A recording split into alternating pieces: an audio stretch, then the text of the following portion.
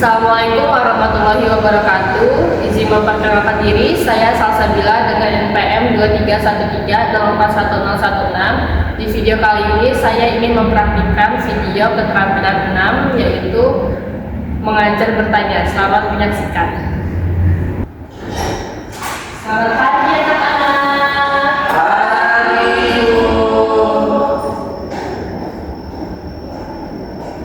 Udah pada sarapan semua belum? Belum? Kok bisa belum? Mas, lapar nggak lagi? Enggak. Jadi udah sarapan? Sudah Bisku udah sarapan? Tadi minum susu doang itu. Oh, minum susu. Iya. Tidak nggak Bisku minum susu aja? Boleh sama ibu. Masya Allah. Oke, baik. Nah, hari ini udah semua tidak? Masih.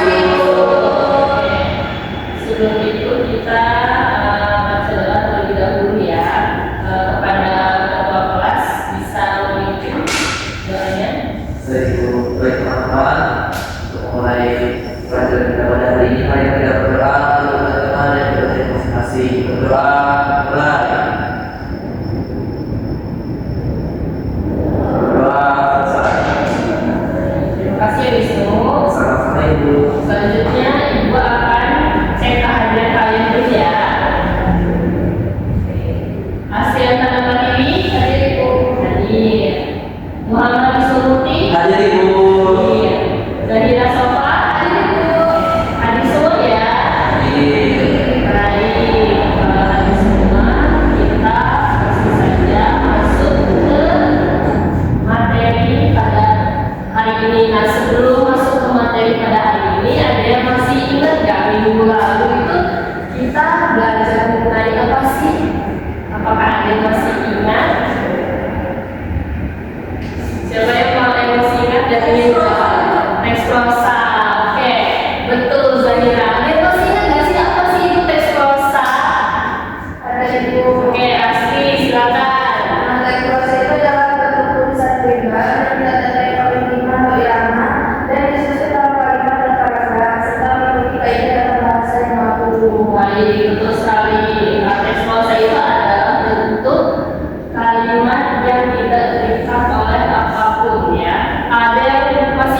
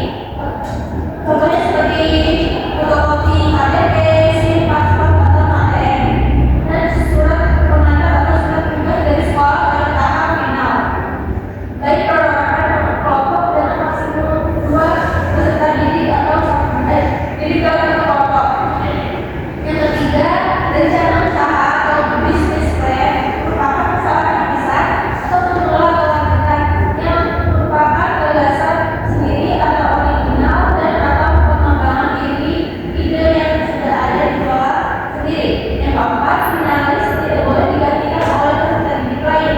Yang kelima, peserta visi 2020 yang melakukan penyusunan rencana usaha secara berkelompok harus berdasar dari sekolah yang sama. Yang keenam, setiap peserta perorangan atau kelompok hanya boleh mengajukan satu judul rencana usaha. Yang ketujuh, setiap peserta perorangan atau kelompok yang pernah menjadi pemenang atau peraih medali emas, perak, dan perunggu pada visi 2012 sampai 2019 tidak diperkenankan mendaftar sebagai peserta visi 2020. Yang keempat, rencana usaha produk dan jasa tidak didaftarkan kalau merupakan kalian belum pernah menang atau masuk kategori pemenang pada visi 2016 sampai 2019 maupun lomba di bidang atau kategori jenis tingkat nasional yang diselenggarakan oleh kementerian atau lebih tinggi dibuktikan dengan melakukan surat pernyataan. Yang ke-10, panitia berhak mendiskualifikasikan keberatan jasa jika A. tidak rasional atau tidak lain, B. sedang dalam sengketa, C. mendapatkan klaim dari pihak lain, D. tidak sudah terpenuhinya syarat-syarat dan ketentuan yang telah ditetapkan dalam tahapan seleksi visi 2020. Yang ke-11, keputusan panitia dan juri visi 2020 tidak dapat digabungkan. Yang terakhir, yang ke-12, berdasarkan proses online melalui portal visi dengan alamat sebagai Oke, beri tepuk tangan buat Zahira. Tidak selain terima kasih ya Zahira. Siapa yang Zahira? Haus? Haus? Oke. Baik, tadi teks kewirausahaan itu mekanisme penyelenggaraan festival inovasi kewirausahaan di Indonesia tahun 2020 itu terdapat beberapa atau banyak kosakata ya anak-anak. Contohnya yang di situ kualifikasi, terus juga ada rencana usaha atau business plan. Ini sering banget digunakan dalam teks kewirausahaan. Lalu juga ada usaha rintisan atau pemula kelanjutan. Lalu juga ada gagasan sendiri atau original. Lalu juga tadi ada diskualifikasi, itu beberapa contoh dari teks kewirausahaan. Hari ini Ibu akan membahas dua, khususnya yaitu diskualifikasi dan juga kosakata kualifikasi. Oke. Ya, perhatikan ya Ibu garis bawahi itu berikut kualifikasi persyaratan yang harus dipenuhi oleh seluruh peserta. Nah, kualifikasi sudah cocok belum ya? Kata-kata kualifikasi dalam tes kewirausahaan kita lihat di KBBI. Nah, dalam KBBI kualifikasi itu ada 4 artinya. Yang pertama itu pendidikan khusus untuk memperoleh suatu keahlian. Lalu yang kedua itu keahlian yang diperlukan untuk melakukan sesuatu, jabatan dan sebagainya. Lalu yang ketiga tingkatan. Yang keempat itu pembatasan penyisihan atau yang biasa digunakan dalam kegiatan olahraga itu. Lalu selanjutnya ada kriteria. Kriteria ini adalah ukuran yang menjadi dasar penilaian atau penetapan suatu. Jadi syarat-syarat gitu. Syarat-syarat penilaian pada suatu ketetapan. Nah, di sini yaitu berikut kualifikasi persyaratan yang harus dipenuhi. Nah, kualifikasi itu digunakan dalam teks kewirausahaan. Tadi itu sudah dijelaskan di KBBI itu khususnya dalam olahraga. Kira-kira kualifikasi ini lebih cocok di dalam digunakan di dalam teks tersebut atau kriteria yang cocoknya? Kriteria. Ya, betul sekali itu kriteria ya. Karena di sini menjelaskan tentang syarat-syarat. Bahkan di atasnya sudah dikasih tahu ya. B. Persyaratan atau kriteria. Nah, tadi syarat-syarat dari 1 sampai 13 yang sudah dibaca oleh Zahira tadi itu cocoknya adalah masuk ke kriteria karena penetapan penilaian atau dasar gitu ya. Dan untuk menggunakan kualifikasi itu tidak cocok. Cocoknya lebih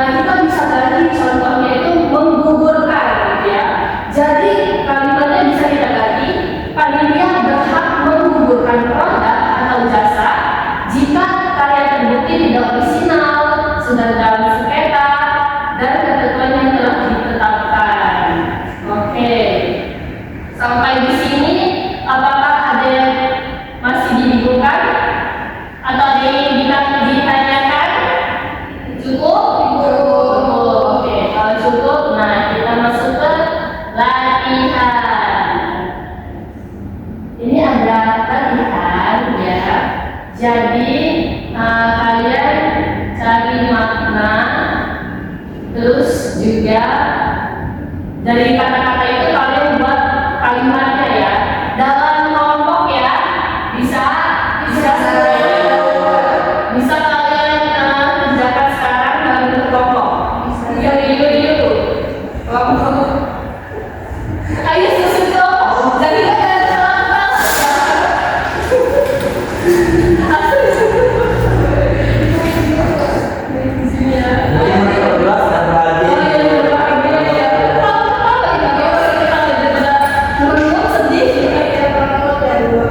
Oke, dikerjakan. Waktunya 15 menit cukup.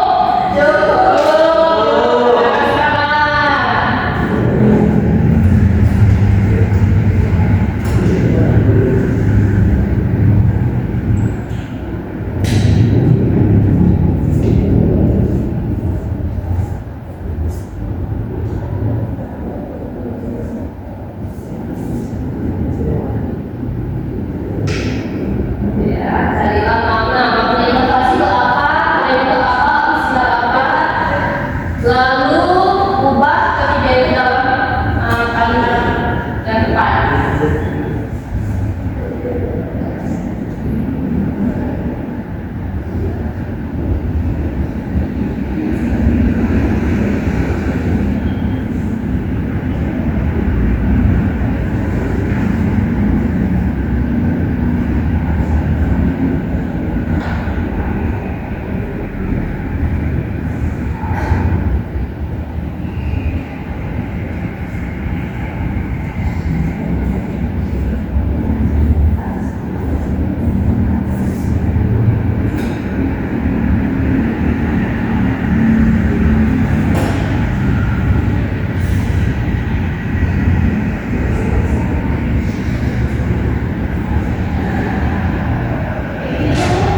Ya, betul. Kayak gitu ya.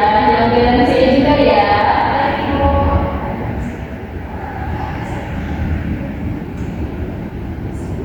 Ya, maaf ya, sakti. Salah gitu. Sakti lah.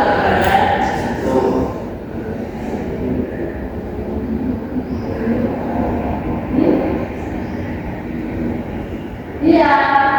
Satu kata, satu kalimat gitu. Inovasi buat satu kalimatnya apa? Emoji semuanya kan 3 orang ini. Itu ada 3 kata. Jadi kita satu-satu bacain. Ya.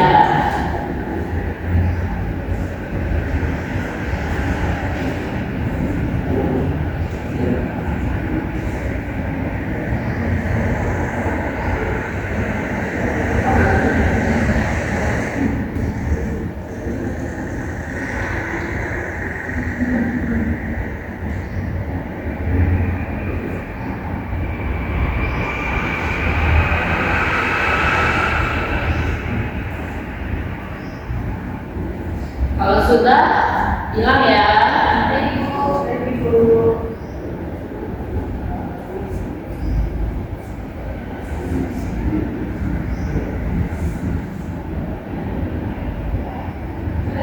Sudah, oke, kelompoknya asli sudah.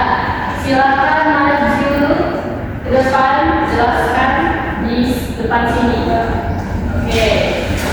Ayo Wisnu, kamu maju. Ya. Oke.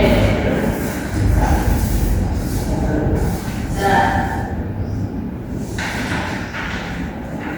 Perkenalan dulu toh, dari mana, dari namanya, Assalamualaikum warahmatullahi wabarakatuh. Waalaikumsalam warahmatullahi wabarakatuh. Kami dari kelompok 1 ingin mempresentasikan hasil kerja kelompok kami.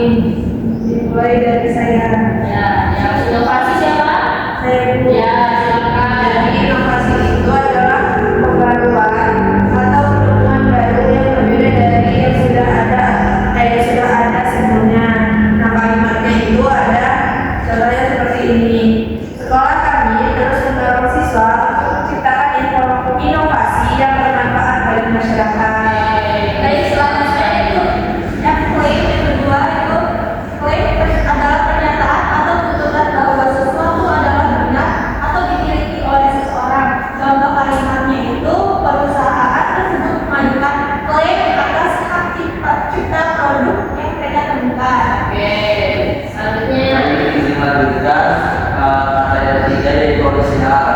Islam itu memiliki arti yang asli bukan di luar atau hasil menunjuk karya lain. Contoh kalimatnya itu lukisan itu sangat orisinal sekali ya. Ya, oke. Beri tepuk tangan buat kelompoknya Asti.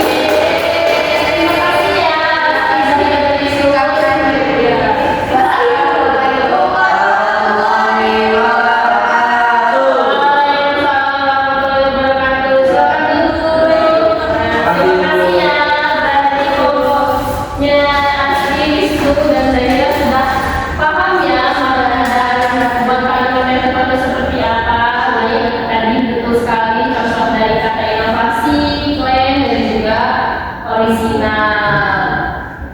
Baik anak-anak, tadi kan kita sudah mengerjakan latihan diskusi tentang cari makna dari tiga kata ini dan juga menggunakan kata-kata berikut ke dalam kalimat yang tepat.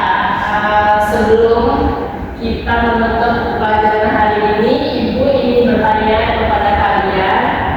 Kan sudah dijelasin nih tadi tentang materi menggunakan kosakata baku dalam teks kewirausahaan. Nah, pertanyaannya adalah bagaimana sih cara yang tepat dalam menggunakan kosakata baku di dalam teks kewirausahaan? Ada yang ingin mau jawab?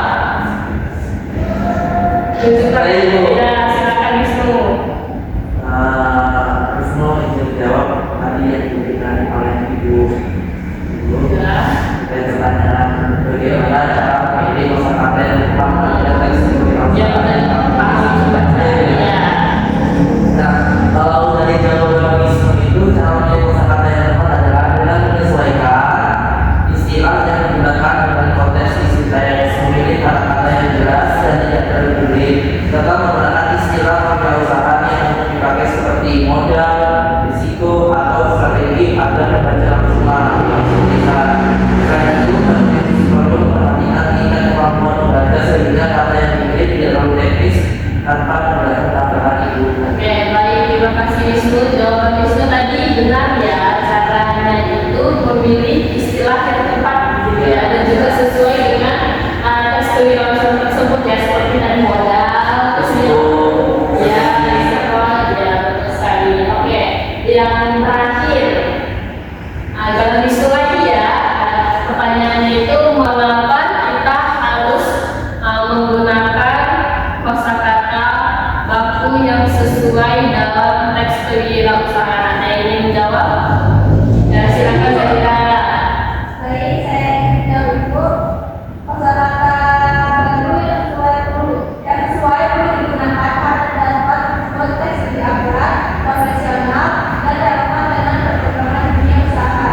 Istilah baru membantu menjalankan konsep kewirausahaan secara lebih tepat, sekaligus memperkaya wawasan pembelajar tentang praktik bisnis modern. Dengan begitu, pembelajar dapat memahami materi secara lebih dalam dan tidak salah menafsirkan teks. Oke, baik, terima kasih Zahira. Betul, tadi itu jawabannya adalah lebih akurat gitu ya, dan juga lebih tepat. Mungkin menurut Ibu sudah paham ya kalian dalam mempelajari menggunakan kosakata baku dalam teks kewirausahaan. Sampai di sini ada yang ingin ditanyakan kembali atau cukup? Cukup ibu. Karena waktunya sudah habis ya, sudah lewat 5 menit. Jadi apakah masih ada yang dibingungin anak-anak? Cukup Ibu. Oke, baik, langsung kita simpulkan saja ya pada materi hari ini itu adalah menggunakan kosakata baru dalam teks kewirausahaan. Tadi yang sudah dijelaskan itu kosakata itu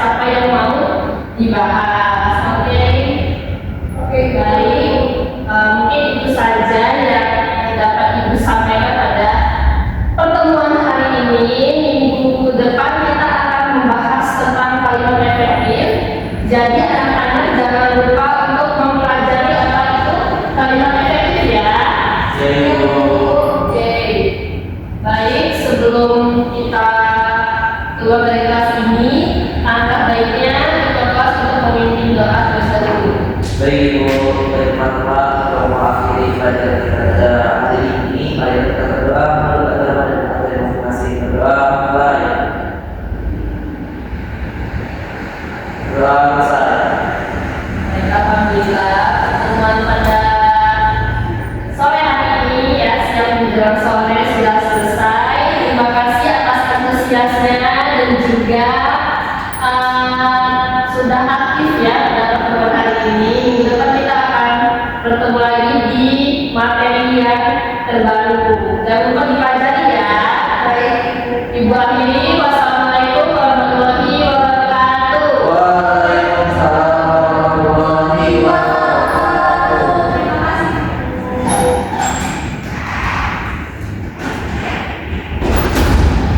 Panduan observasi ke-6, keterampilan mengajar bertanya, nama calon guru Salsabila dengan NPM 2313041016, tanggal Kamis 13 November 2025, waktu 10 waktu Indonesia Barat. Topiknya menggunakan kosakata baru dalam teks kewirausahaan semester 5. Yang pertama, komponen keterampilan. 1. Komponen keterampilan dasar mengajar bertanya tingkat dasar. A. Penggunaan pertanyaan secara jelas dan singkat sudah dilakukan dan sudah baik. B. Pemberian acuan sudah dilakukan dan sudah baik. C. Pemindahan giliran sudah dilakukan dan sudah baik. D. Pemberian waktu berpikir sudah dilakukan dan sudah baik. E. Pemberian tuntutan sudah dilakukan dan sudah baik. F. Pemusatan perhatian sudah dilakukan dan sudah baik. G. Penyebaran pertanyaan sudah dilakukan dan sudah baik. Yang kedua itu ada komponen keterampilan dasar mengajar bertanya tingkat lanjut. Yang A. Pengubahan tuntutan tingkat kognisi dalam menjawab pertanyaan sudah dilakukan dan sudah baik. B. Pengaturan urutan pertanyaan sudah dilakukan dan sudah baik. C. Penggunaan pertanyaan pelacak sudah dilakukan dan sudah baik. D. Peningkatan terjadinya interaksi sudah dilakukan dan sudah baik. Yang ketiga yaitu komponen negatif yang perlu dihindari. A. Mengulangi pertanyaan sendiri atau mengulangi jawaban pembelajaran tidak dilakukan. B. Menjawab pertanyaan sendiri tidak dilakukan. C. Menunjuk dulu sebelum bertanya tidak dilakukan. D. Mengajukan pertanyaan yang mendukung jawaban serempak tidak dilakukan. Yang terakhir yang E. Mengajukan pertanyaan ganda tidak dilakukan. Itu tadi pembacaan panduan observasi ke-6 keterampilan mengajar bertanya